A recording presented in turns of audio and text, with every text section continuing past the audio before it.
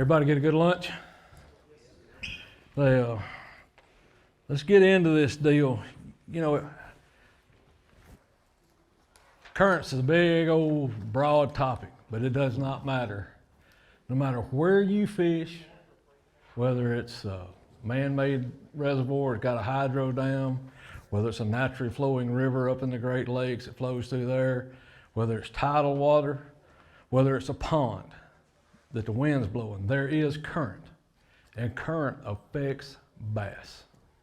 But the keys to fishing current and doing it well is understanding how it affects them, what they like to do under different seasons, understanding how strength of current affects it, and all kind of different variables. I've got years and years and years of fishing current experience, and I'm gonna try to go into a bunch of what I've learned through the years, and don't be afraid to ask me a question.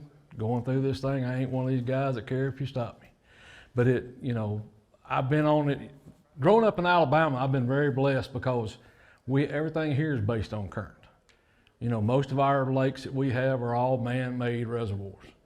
And then as a kid growing up, my dad, we always loved we either wade or canoe every little creek, Cahaba River, Black Warrior River, all kind of stuff. So that's what I always grew up. I naturally gravitate toward fishing current. Some of my earlier tournament experiences here in Alabama, most people don't think about it, but the Mobile-Tensaw Delta is all tidal. So that was my first really tournament experience with tidal waters.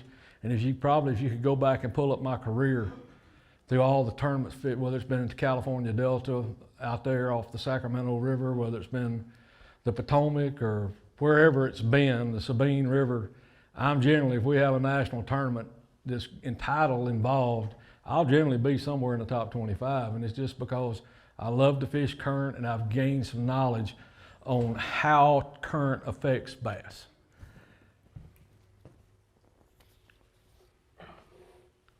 Most of the time in current situations, all species of bass they really are different. They're the same and different, depending on the season of the year. I'm gonna try to break it down as we go through this on the keys to understanding current and the keys to when to fish the strong current, the keys when to get out of the current or right beside it. Let's start off now. We're early pre-spawn in the colder waters. No matter whether you're fishing where it is, let's leave the lakes out of this. Lakes are wind blown, totally different deal. We're gonna fish swift reservoir impounded water. Most of the time, this time of year in the colder water, fish do not like direct current. They will sit in what we call seams, eddies, backwashes, but they'll be right there at it, but they won't be in it. As we go along through the spring, it's going to be the same kind of repetitive deal. The fish are going to sit directly like, I'm going to get myself all jacked up here. Let's stick to reservoirs, because it crossed my mind about, I'm fixing to go up into the Great Lakes, and y'all may want to know some of that, may not, but I'm going to teach it. On the Coosa River, Tennessee River, these fish are going to sit just off the edge of the current right now. As the water warms, they're going to move out and they're going to get directly in it.